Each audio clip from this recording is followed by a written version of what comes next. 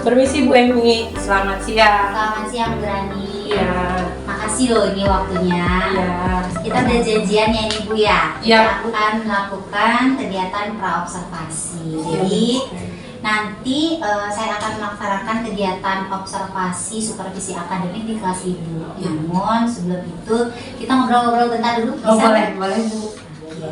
Jadi apa nih Bu yang udah Ibu siapkan untuk kegiatan kita? Jadi ini yang sudah saya siapkan sebelum observasi, ini modul ajar saya Bu. Silakan coba Bu. Oke, saya lihat ya Bu. Iya. Ya, Bu Rani mau mengajar materi ikatan kimia ya Bu? Iya Bu.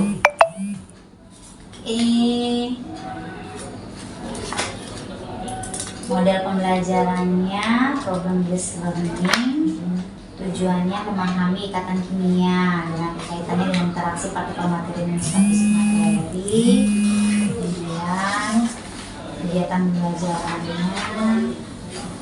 media, kemudian penilaian. Wah, lengkap sekali nih Bu. LKPD juga ada. Sudah lengkap sepertinya. Iya Bu. Oke Bu Rani.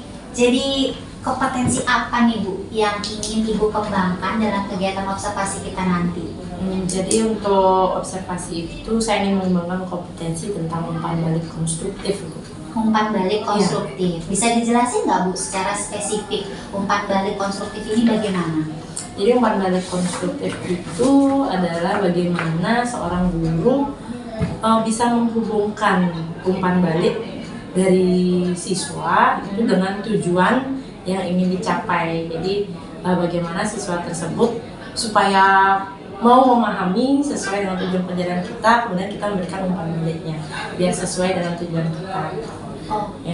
Kemudian selain itu juga untuk menggunakan pertanyaan, misalkan siswa tersebut mengalami permasalahan dalam hal diskusi atau mereka mengemukakan ide itu sulit, jadi guru memberikan umpan balik berupa pertanyaan seperti pertanyaan pemantik yang membuat siswa itu ingat atau tahu oh ide selanjutnya seperti apa gitu. Itu sih Bu sebenarnya umpan balik konstruktif. Oke. Jadi yang dari yang saya tangkap, umpan balik konstruktif ini adalah bagaimana cara Ibu memberikan apresiasi atau scaffolding untuk anak-anak supaya mereka menemukan jalan keluar, misalnya yang ada hambatan atau yang sudah benar Ibu berikan apresiasi, betul? Iya benar Bu. Oke. Jadi kompetensinya umpan balik konstruktif. Nah, dari sekian pembelajaran yang sudah Ibu lewati gitu ya Bu ya, kalau kompetensi memberikan umpan balik konstruktif ini saya levelkan gitu dari level 1 sampai 10, kira-kira selama ini Ibu berada di level mana Bu? Jadi untuk menilai diri saya itu selama ini saya masih ada di level 7. Di level 7. Iya. Itu udah baik sekali loh Bu Rani. Di level 7. Oke, jadi kalau gitu Ibu ingin meningkatkan ke level berapa nih dari kegiatan observasi yang akan kita lakukan nanti? Jadi yang saya harapkan mudah-mudahan bisa tercapai itu saya menginginkan ada di level 9. Luar biasa. Jadi Ibu ingin meningkatkan kompetensi Ibu ke level 9 ya. Jadi strategi apa nih Bu? Kalau boleh saya tahu, strategi apa yang sudah Ibu siapkan untuk mencapai level yang Ibu inginkan, yaitu level 9. Itu yang level yang luar biasa menurut saya. Jadi kalau strategi yang saya lakukan itu yang pertama dari pemilihan model pembelajaran sendiri, saya akan menggunakan problem based learning. Ya. Jadi dari awal kita akan memberikan sebuah permasalahan kepada siswa. Nah, media yang saya gunakan dalam sebuah permasalahan tersebut adalah gambar, berupa gambar di mana anak-anak akan merumuskan sendiri apa sih permasalahan dari gambar tersebut. Nah, selain itu permasalahan yang kita angkat juga adalah permasalahan kontekstual yang sering ada di lingkungan sekitar, demikian. Nah, jadi selain kita memberikan sebuah masalah agar tidak keluar dari apa yang akan kita capai, jadi saya memberikan LKPD dan pertanyaan-pertanyaan pengembang sehingga anak-anak bisa terbantu untuk diarahkan sesuai dengan apa yang ingin kita capai gitu sih Bu. Oke. Dan itu Apalagi Bu? karena kita sekarang sedang ada di dunia teknologi, Iya, jadi mau tidak mau kita juga harus menyisipkan media pembelajaran yang memang berbasis teknologi. Nah, di sini saya menggunakan evaluasi pembelajarannya via online. Oke, secara online ya. Berupa kuisi seperti itu ya. Selain itu juga karena kita juga ada namanya memfasilitasi minat siswa. Oke. Maka saya menggunakan diferensiasi produk. Diferensiasi produk. Ya, di mana nantinya di akhir pembelajaran saya akan memberikan penugasan terstruktur sesuai dengan minat mereka. Jika mereka ingin membuat sebuah presentasi, itu saya persilakan. Mungkin ada yang suka menulis, itu mereka membuat laporan, saya juga persilakan. Jika mereka ingin membuat video, itu juga saya persilakan. Jadi itu yang strategi yang bisa saya gunakan selama observasi nanti. Oke, jadi dari yang saya dengar, Ibu akan mempersiapkan 4 hal nih Bu ya. Iya. Strategi yang ingin Ibu gunakan untuk mencapai level yang Ibu inginkan. Bisa saya ulang ya Bu? Iya. Yang pertama itu Ibu akan, karena model yang Ibu gunakan adalah problem based learning, jadi Ibu akan mempersiapkan permasalahan kontekstual yang menarik pada murid. Iya, itu berupa media gambar. Iya. Jadi anak-anak diminta untuk nanti merumuskan masalah sendiri berdasarkan gambar yang diberikan. Ya, begitu. Terus yang kedua, selain permasalahan, Ibu juga menyiapkan LKPD yang Ibu susun sendiri. Iya. LKPD itu nanti di dalamnya berisi pertanyaan-pertanyaan pengarah, scaffolding yang akan membuat mereka on the track gitu ya Bu, nggak keluar dari jalur, sesuai dengan tujuan yang ingin dicapai. Kemudian evaluasinya, karena kita di era teknologi, Ibu ingin menggunakan evaluasi online berupa kuisis. Dan terakhir, strategi diferensiasi produk berupa penugasan terstruktur, karena Ibu ingin memfasilitasi minat murid gitu ya, berdasarkan apa sih pemahaman yang mereka capai dari pembelajaran yang Ibu berikan gitu ya. Bisa berupa apa tadi Bu, presentasi, laporan, ataupun video. Wah, ini sih luar biasa persiapannya Bu Rani. Saya jadi nggak sabar ini gimana ya, benar-benar apa terencana gitu, dan apa namanya terstruktur gitu, jelas gitu menurut saya. Semoga ini bisa ya Bu, bisa betul-betul meningkatkan level kompetensi yang Ibu ingin kembangkan nanti gitu. Nah, kira-kira kapan nih Bu saya dan Ibu kita ke kelas untuk melakukan observasi ini? Kebetulan besok saya ada jadwal di kelas 11, ada 2 kelas. Boleh kita besok ke observasi ke kelas. Besok berarti hari Kamis ya Bu? Iya. Hari Kamis. Itu di kelas berapa nih Bu? Di kelas 11.1 ya? Iya. 11.1 ya, di kelas 11.1 jam. Nanti jamnya jam ke 34 mungkin? Atau jam 6.7. Oh, 6.7 justru. Iya. Oke, jam 6.7. Jadi kita akan melakukan observasi di hari Kamis kelas 11.1 jam 6.7. Betul Bu Rani? Iya. Oke. Jadi sepertinya kalau melihat dari persiapan dan ngobrol-ngobrol kita nih, Ibu udah siap banget ini ya dengan semuanya, dan sepertinya anak-anak akan sangat interaktif ini pembelajarannya, anak-anak pasti akan semangat mudah-mudahan. Oke, sekian dah ngobrol-ngobrol kita Bu Rani, biar nggak ganggu Bu Rani, mungkin ada jam lagi. Terima kasih banyak untuk waktunya. Kita ketemu hari Kamis. Iya, mari. Kalau gitu saya permisi dulu ya Bu ya. Siap, makasih Bu Rani. Iya, selamat siang Bu. Siang.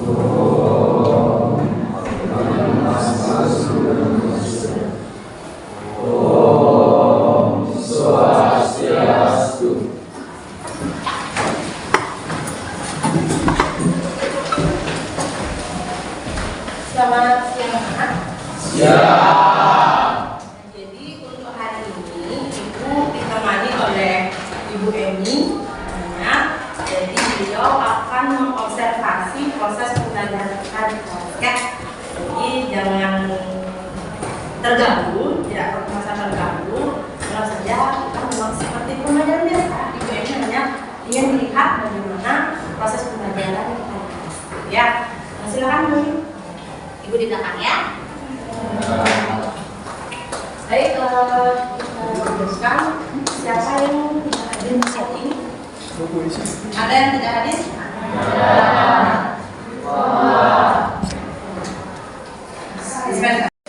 Sebelum kita memulai pembelajaran, Ibu inginkan kalian untuk membentuk kelompok diskusi.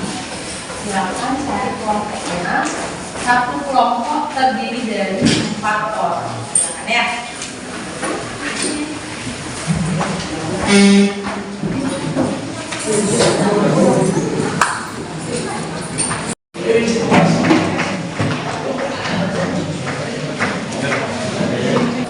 Nah, jadi untuk kali ini karena kalian sudah membentuk kelompok, satu kelompok terdiri dari 4 orang. Nah, sekarang kita akan memulai materi tentang ikatan kimia ya. Dimana pada pertemuan kali ini tujuan pembelajaran yang akan kita capai pada hari ini tentang memahami ikatan kimia dalam kaitannya dengan interaksi antar partikel materi dan sifat fisik materi. Jadi lebih tepatnya tentang menjelaskan prinsip terjadinya kestabilan atom. Itu yang akan kita bahas pada kesempatan kali ini. Nah, coba dilihat dulu semuanya di gambar yang ada di sana. Itu ada gambar apa saja, Nak? Sama. Nah, garam dapur. Siapa di sini yang tidak kenal dengan garam dapur? Ada? Rasanya apa? Asin. Jadi bentuknya seperti apa? Kecil-kecil ya. Nah, itu kalau misalkan kalian pegang aman nggak? Tangan kalian mengapung nggak? Enggak kan? Bisa kalian makan? Bisa. Jadi ini adalah garam dapur di mana rumus senyawanya adalah NaCl. Jadi ada natrium di sana. Nah, sedangkan gambar sebelahnya apa? Logam natrium, Na saja. Nah, ini itu sangat berbahaya untuk disentuh karena sifatnya korosif. Nah, kenapa sih ada? Padahal ada Na-nya kan, juga ada natriumnya. Tapi kenapa natrium logamnya sama NaCl-nya itu berbeda sifatnya? Bahkan kita bisa makan, sedangkan logam Na itu berbahaya, kita beracun dan korosif. Nah, kenapa seperti itu? Itu ada namanya kestabilan atom atau ikatan kimia. Jadi dengan dia berikatan dengan senyawa lain atau molekul lain, maka sifatnya juga akan berubah. Itulah yang akan kita diskusikan untuk hari ini. Nah, silakan kalian harus sudah membentuk kelompok, itu akan membagikan LKPD terlebih dahulu ya. Silakan dibaca LKPD-nya sesuai dengan instruksinya. Isi data diri, kemudian diskusikan masing-masing permasalahan yang ada di LKPD itu.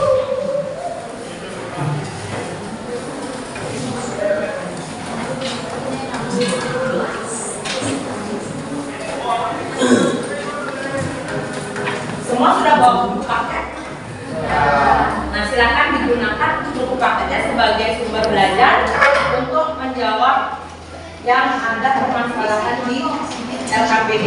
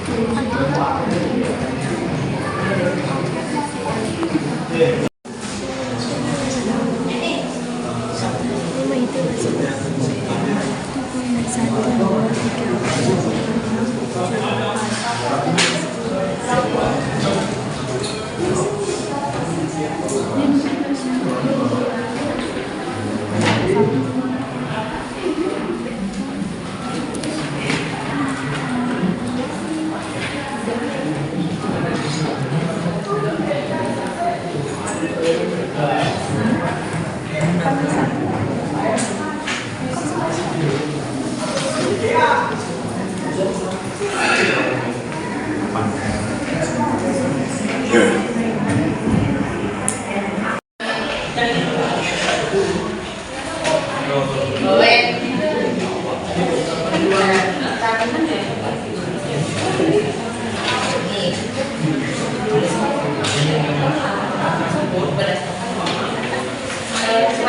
Gambarnya kan di sini ini berapa ada?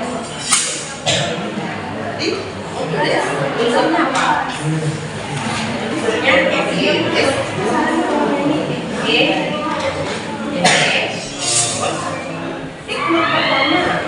berapa ada elektron?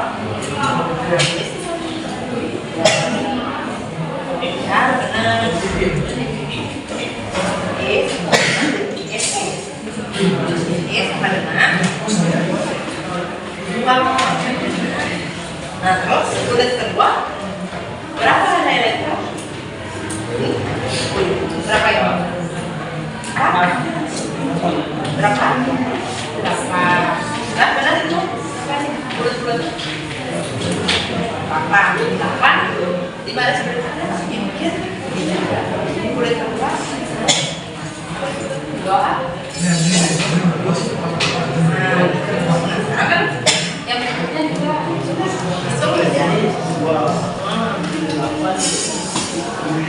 sudah ya, dan kasih ya.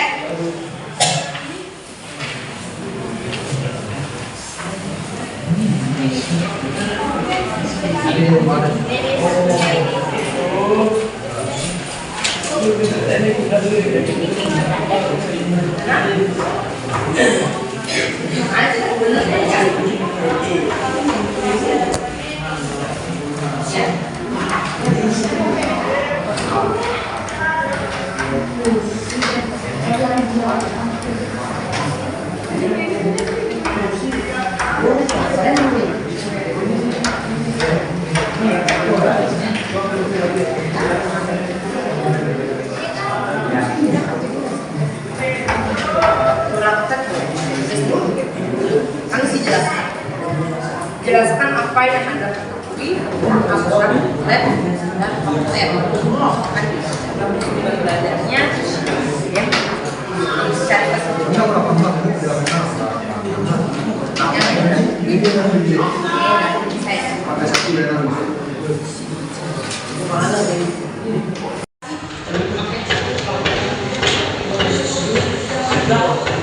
silakan nanti diberikan solusi dari permasalahan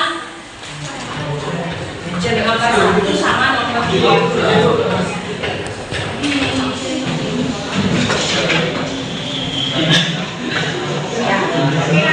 Silakan ke kelompok yang lainnya.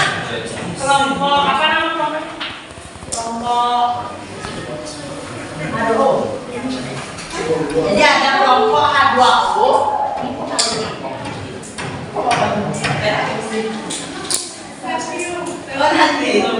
Jadi ada kelompok natrium akan mempresentasikan hasil dari diskusi permasalahan nomor 1 dan nomor 2. Disimak baik-baik, kemudian apabila ada yang ingin ditanyakan silakan mengangkat tangan ya. Silakan dari kelompok natrium.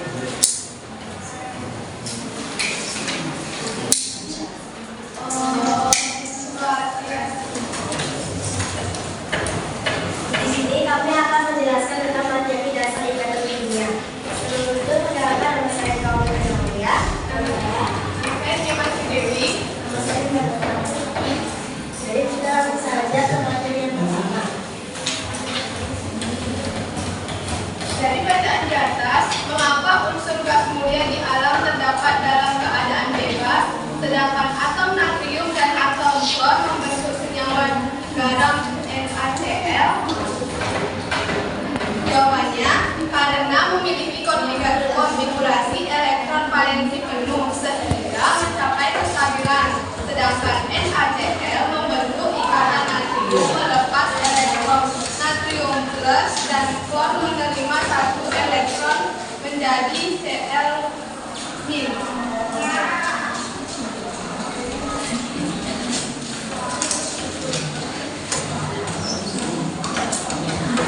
Ya, jadi untuk nomor 1, kenapa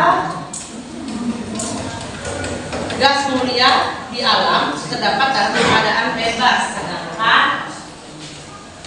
atom natrium dan atom klor membentuk semua garam NaCl. Jadi jawaban dari kelompok natrium karena memiliki, kalau gas mulia itu konfigurasi elektronnya berakhir elektron valensinya di 8, sehingga dia stabil, jadi tidak perlu melakukan ikatan. Nah, sedangkan Na dan Cl itu karena kata kelompok natrium itu dia dalam alam membentuk ion apa? Ion apa, anak?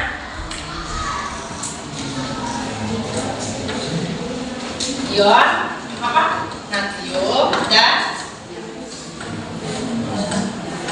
jadi silakan dilihat dari KPD-nya. Di sana kan soalnya sedangkan atom natrium dan atom klor membentuk senyawa garam NaCl. Jadi dia di alam itu tidak bisa berdiri sendiri, dia membentuk ion Na dan ion Cl. Baru bisa melakukan ikatan kimia. Jadi ada yang pertanyaan sebelumnya? Untuk nomor 1 pas? Oke. Semua sama jawabannya nomor 1. Ada yang berbeda? Enggak. Untuk nomor 2 bisa dilanjutkan kelompok natrium. Boleh dicoba.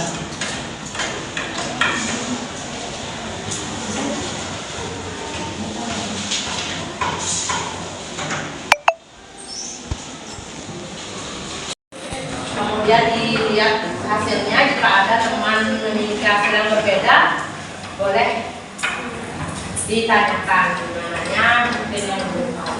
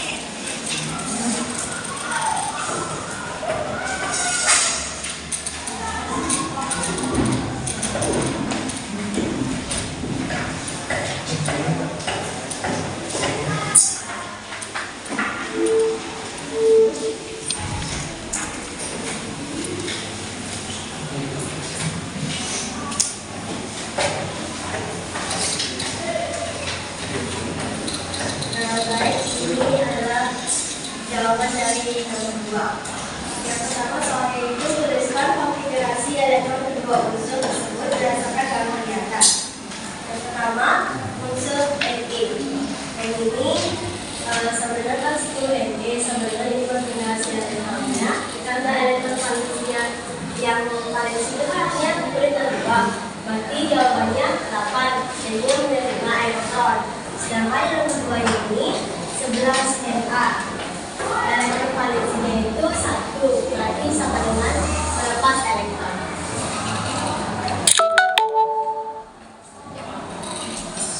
Nah, itu ya. A. Ada yang punya pendapat berbeda? Adakah? Yang tidak? Atau sama? Gimana? Ada yang beda kelompok sini tuh? Sama. Oke? Sama? Ada yang salah nggak? Ada yang keliru nggak? Sama semua. Nih. Yang B?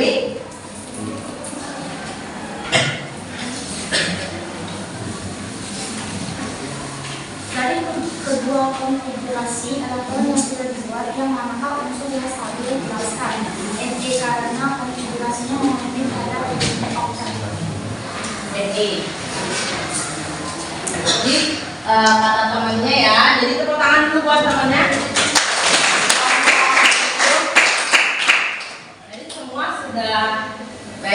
penjelasan dari kelompok natrium. Untuk yang nomor 2A, karena sudah dibuatkan konfigurasi elektronnya, bisa dilihat yang mana yang stabil di antara ini, Na dan Na. Jika stabil, dia memenuhi kaidah apa, Nana? Kaidah oktet dan duplet. Nah, oktet itu stabil jika elektronnya berakhir di 8. Kalau duplet 2. Iya, benar sekali. Jadi kalau dilihat dari sini yang mana yang sudah stabil, Na atau Na? Ya. Nah, kalau Na itu elektron valensi. Apa elektron valensi? Elektron yang ada pada kulit terluar. Dilihat dari situ Na kulit terluarnya masih berapa? 1. Sudah stabil belum? Belum. Nah, kalau Na elektron valensinya jumlahnya sudah 8. Jadi sudah stabil ya? Ini benar sekali. Untuk jawabannya B, yang mana yang stabil adalah Na. Terima kasih untuk kelompok natrium. Silakan tutup. Sekian hasil presentasi kami tutup dengan farmakologi. Ya, tepuk tangan dulu.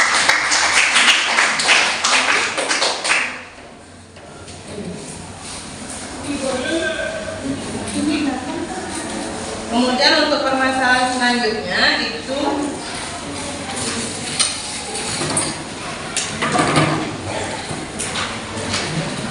nomor 3. Lengkapi tabel di bawah ini. Nah, silakan siapa yang mau melengkapi tangannya? Oke, boleh. Mau apa?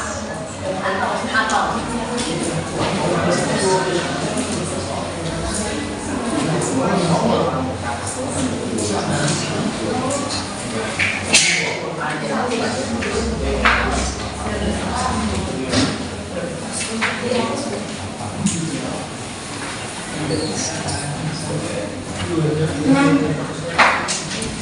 perkenalan.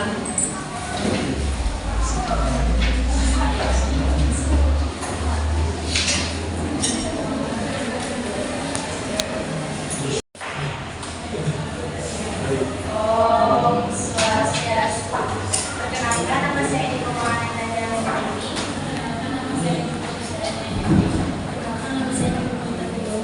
Perkenalkan, saya Salam Suharta. Saya akan membuat sinagasa. Lanjutkan semuanya.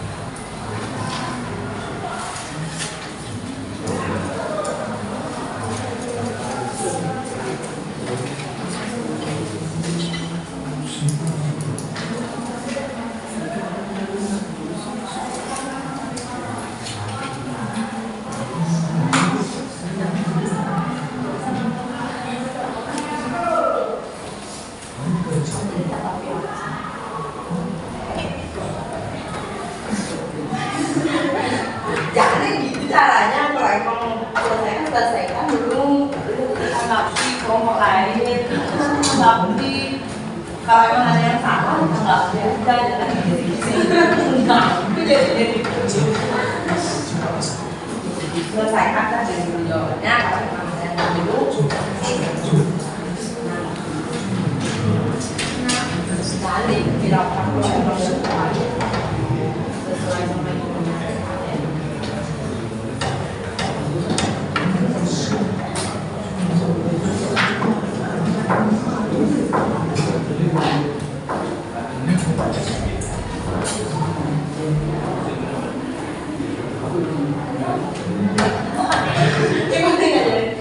demikian, nggak ada yang melengkapi, silakan. Dan kalau ada yang salah bisa di Ya, jadi kelompok atom sudah menyelesaikan tabel. Jadi karena tabelnya sudah punya, mereka buat dalam bentuk tulisan. Nah, sekarang silakan buat kelompok lain. Apabila ada yang menanggapi, ibu silakan. Dan kemarin ya silakan kelompok elektron. yang 9 harusnya setelah 3V6 4S 3V6 setelahnya 4S.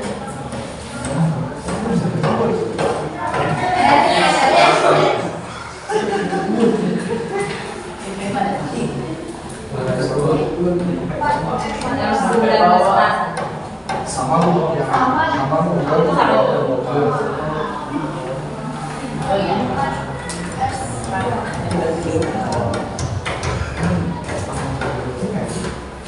Ada lagi? Ada lagi? Untuk yang lainnya sudah sama dapat.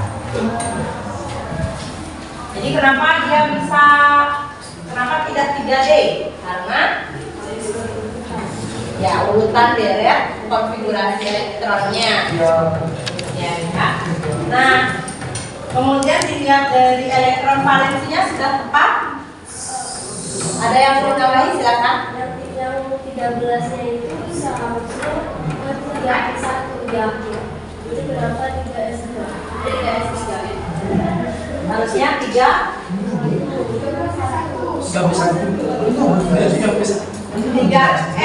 Berapa S itu? S itu memenuhi ruangnya berapa elektron maksimalnya? Wah, nah setelah S karena masih sisa tidak elektronnya. Kemudian pindah ke P. Habis S, 3S berapa maksimumnya elektronnya? 3S.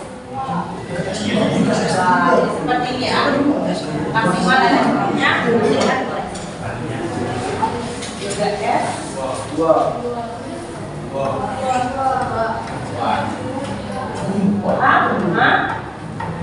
Setelah 3S masih bisa nggak elektronnya? Masih. Lagi berapa? Jadi masuk ke konfigurasi, masuk ke subunit apa? Ya, ya, benar. Ya. Kemudian berubah tidak elektron valensinya? Berubah. Jadi berapa elektron valensinya di sana? 1. Apa tetap 3?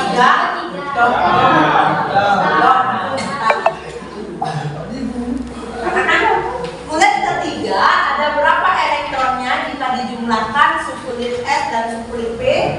Berapa jumlah elektronnya itu totalnya di kulit ketiga? Berapa? Ya.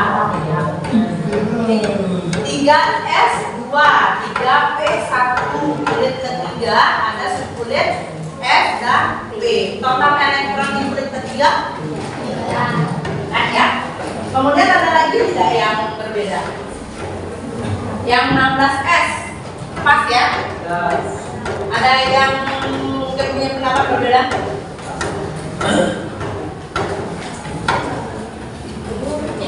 Jadi total elektronnya 16, kemudian di kulit ketiga ada 6 elektron valensi.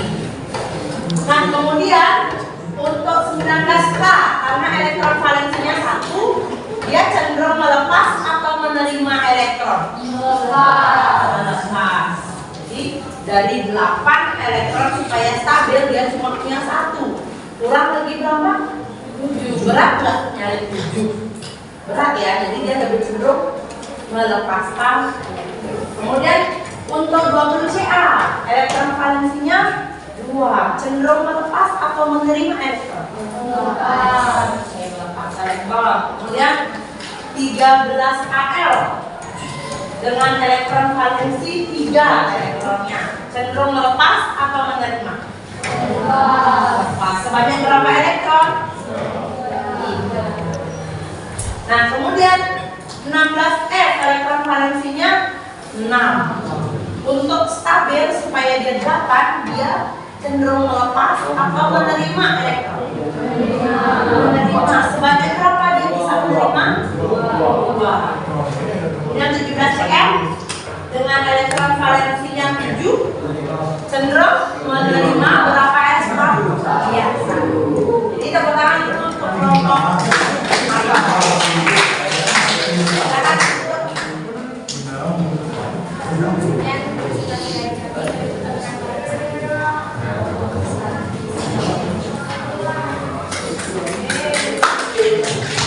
kemudian untuk nomor terakhir itu kesimpulan. Jadi siapa kelompok yang bersedia untuk mempresentasikan kesimpulan dari LKPD yang telah kita selesaikan? Siapa yang mau angkatnya? Kelompok lain yuk. Habis berapa yang mau? Ayo. Boleh. Tidak bisa hukum. Apa-apa. Jangan mau boleh. Gue tidak akan minggu. Boleh. Maju kelompok. Kelompok.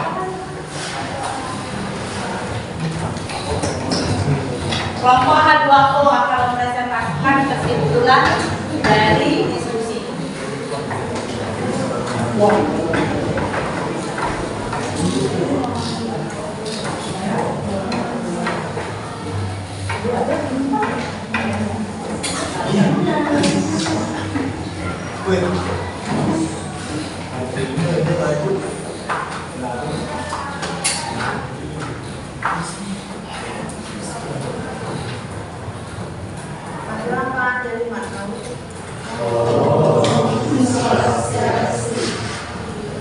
Kami dari kelompok H2O akan mempresentasikan kesimpulan dari bab kerja peserta didik pada kali ini materi dasar ikutan kegiatan. Kesimpulannya akan dibacakan oleh Kesimpulannya adalah dia mencapai kestabilan dengan cara melepas dan menerima elektron yang sama dengan gas tinggi. Jadi ada yang punya kesimpulan lain. Jadi untuk materi sekarang kita mempelajari tentang kestabilan atom, di mana unsur itu cenderung melepas dan menerima elektron sesuai dengan kaidah apa?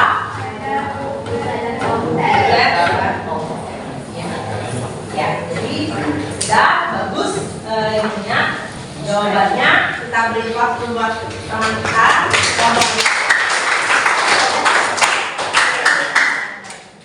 sekian dari presentasi kami tutup dengan salam sadar.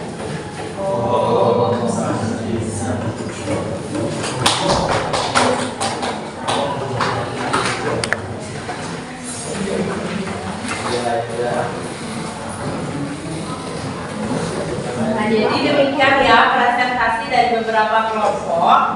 Nah, sekarang Ibu akan memberikan informasi tambahan terkait kestabilan atom. Jadi jawaban kalian sudah bagus-bagus semua, keren-keren semua. Nah, Ibu di sini kembali menekankan unsur-unsur yang stabil dan konfigurasinya. Jadi ini contohnya adalah gas mulia. Jadi pertanyaan pertama, kenapa gas mulia itu di alam sudah stabil? Karena dia elektron valensinya selalu berakhir di 2 dan 8 sesuai dengan kaidah oktet dan Euclid.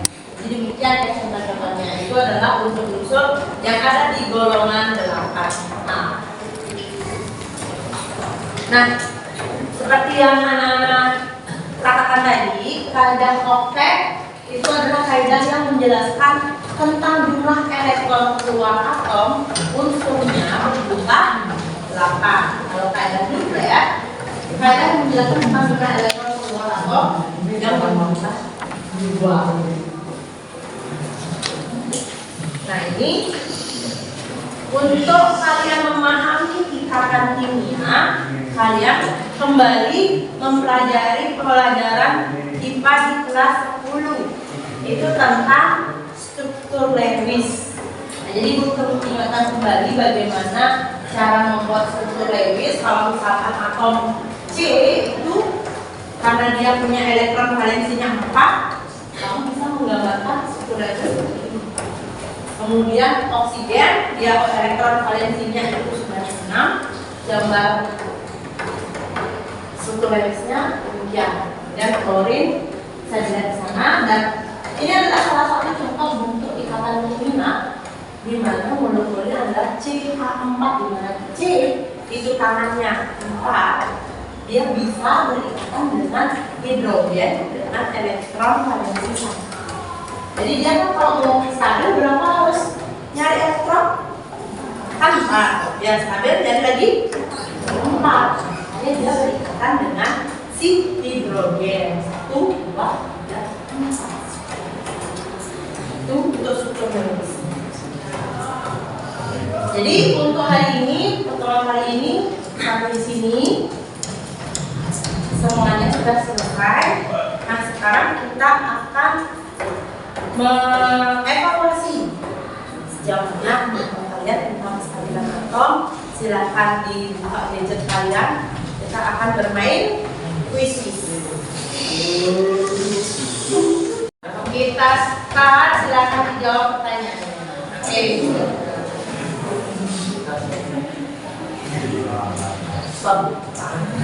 Ibu yang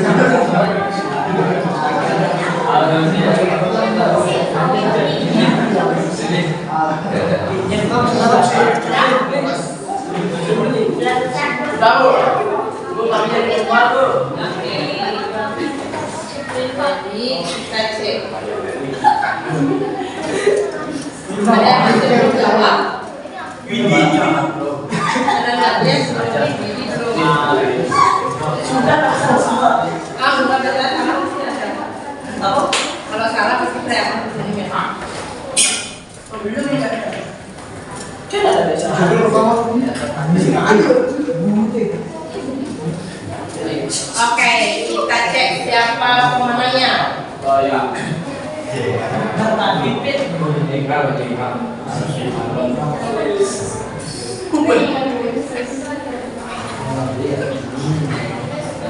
Kamu kemana? 3, 2, 1. Juara ketiga Dewi, juara kedua Luma, dan juara ketiga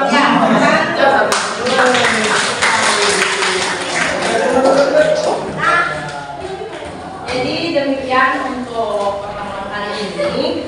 Selanjutnya kita ada penugasan terstruktur ya.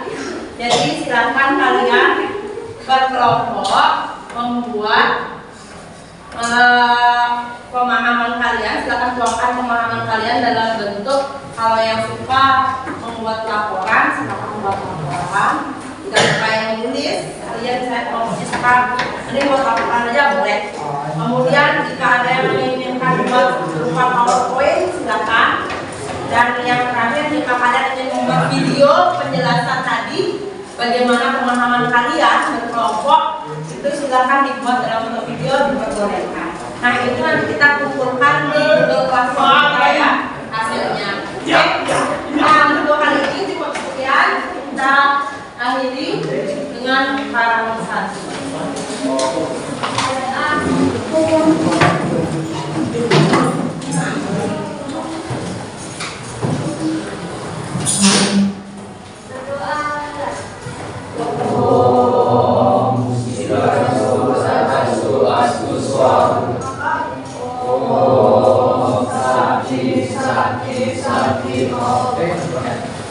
Selamat siang Bu Rani. Selamat siang Bu Emi. Oke, jadi kita udah ngelewatin kemarin observasi di kelas Ibu ya. Sebelumnya juga udah ngobrol-ngobrol di pra observasi. Nah, gimana nih Bu perasaan Ibu setelah kita melewati dua kegiatan tersebut, pra dan ketika kita melakukan observasi di kelas Ibu? Jadi perasaan saya setelah melakukan observasi itu sangat lega sekali Bu, karena sudah terlewati dengan baik kegiatan tersebut.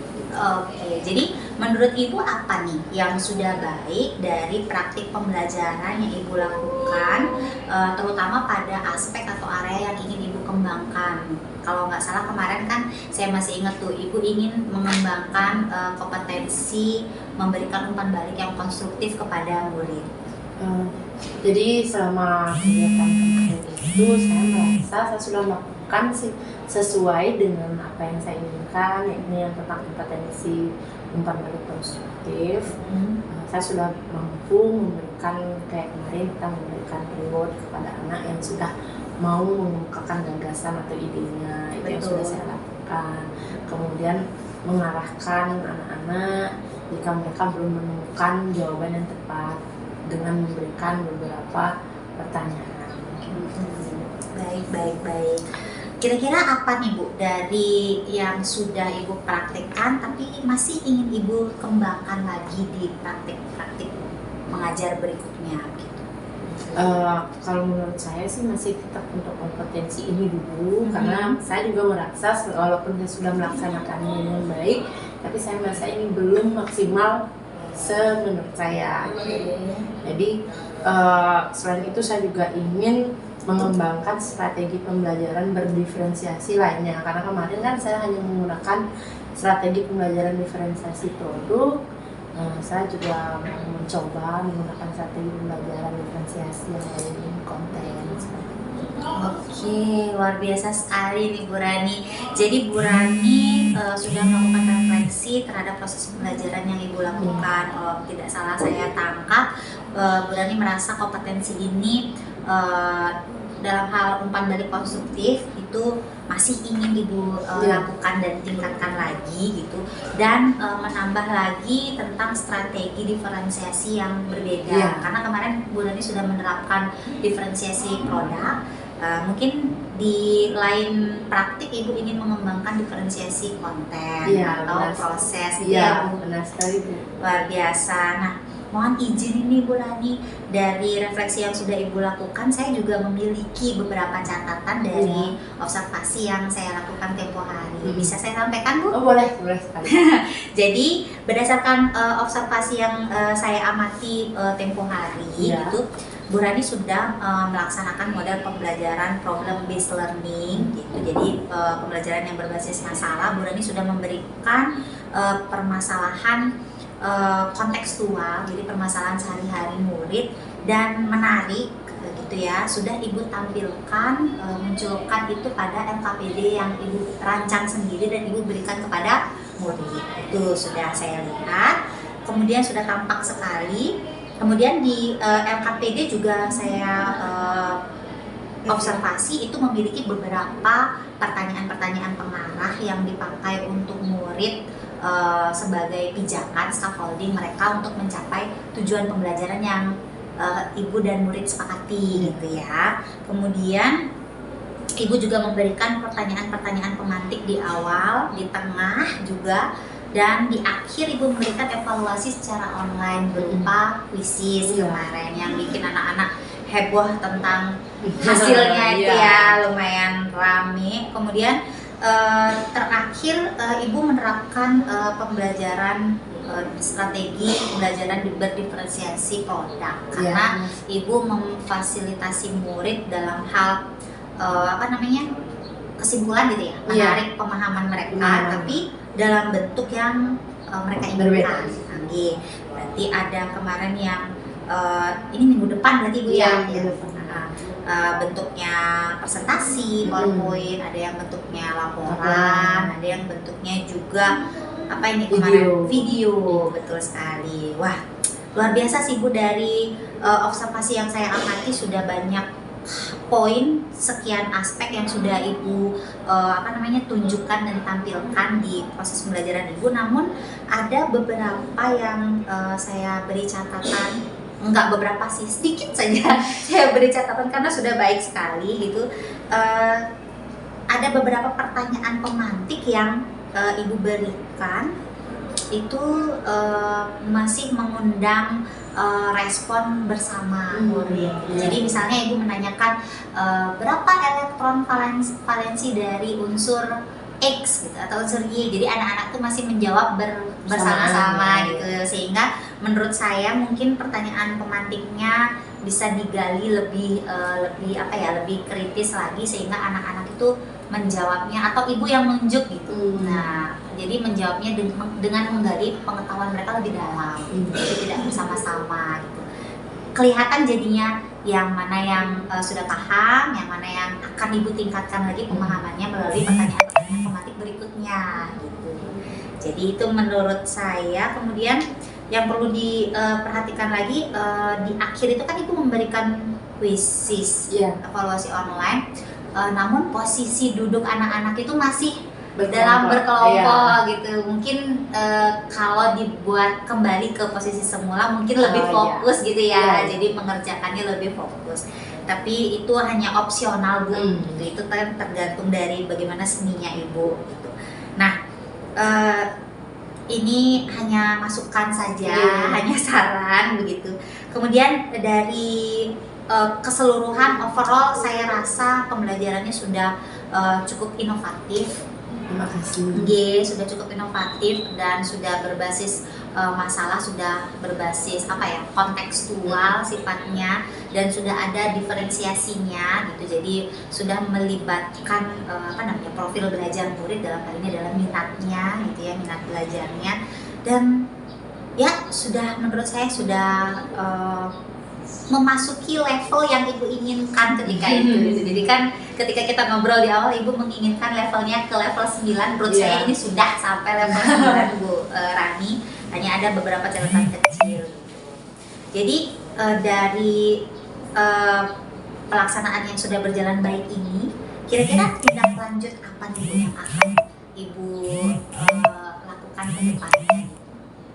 Kalau menurut saya untuk proses selanjutnya di materi berikutnya mungkin saya masih tetap menggunakan kompetensi ini umpamanya, karena seperti yang Bu Emi tadi katakan masih juga beberapa saya merasa belum maksimal.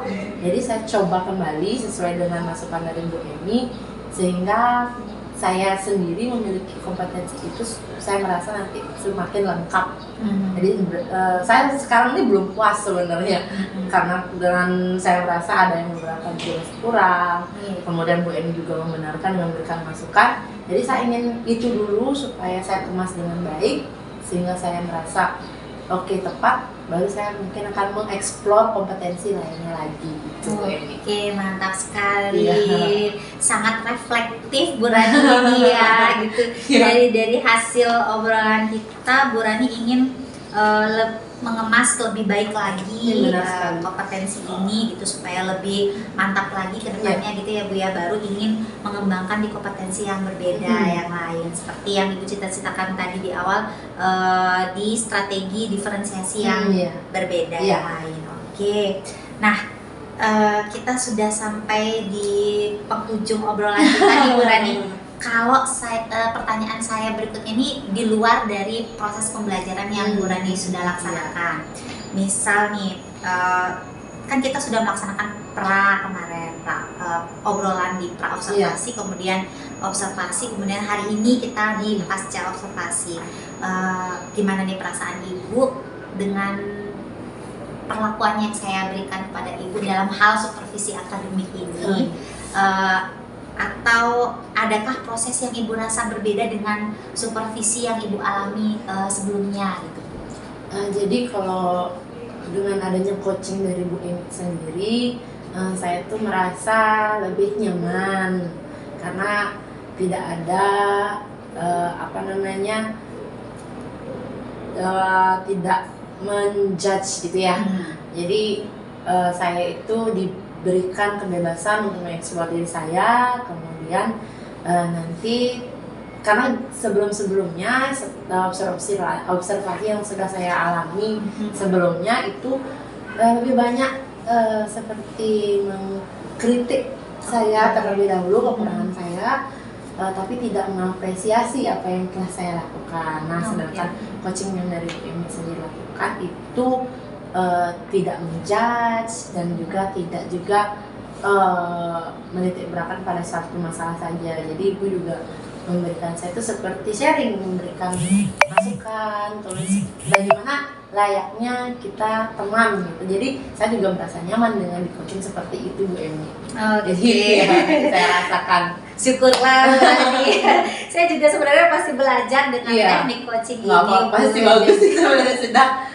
Oke, jadi saya betul-betul tidak bermaksud untuk menggurui, mentoring, saya dan tidak merasa seperti itu. Oke, syukurlah Ibu. Jadi sebenarnya tujuan saya melaksanakan ini adalah sembari saya belajar teknik coaching ini, saya juga ingin membersamai Bu Rani gitu, dan sharing tentang pelaksanaan pembelajaran yang inovatif yang rekan sejawat dalam hal ini adalah Bu Rani lakukan. Jadi saya juga banyak menimba ilmu juga dari Bu Rani, banyak masukan yang saya dapatkan gitu. Kemudian saya juga ingin menggali bagaimana Bu Rani bisa menemukan hal positif yang Bu Rani miliki dan hal yang ingin Bu Rani kembangkan di pembelajaran berikutnya gitu. Jadi tujuan coaching sebenarnya itu ingin memberdayakan atau mengembangkan kompetensi dari rekan sejawat, pengembangan diri dari rekan sejawat. Nah, kita sudah di penghujung Bu. Jadi saya ucapkan banyak-banyak terima kasih untuk waktunya, sudah berhari-hari nih dari pra observasi dan pasca hari ini. Terima kasih banyak, jangan bosan-bosan. Tidak bosan. Saya juga yang terima kasih karena sudah didampingi, kemudian diberikan masukan, kemudian saling sharing gitu, yang bagaimana yang lebih baik untuk diri saya juga. Itu sebenarnya bagus juga buat saya. Saya ucapkan terima kasih juga. Sama-sama. Terima kasih sekali lagi. Ayo kita tulisannya dulu. Kita tulisannya mulai. Yuk.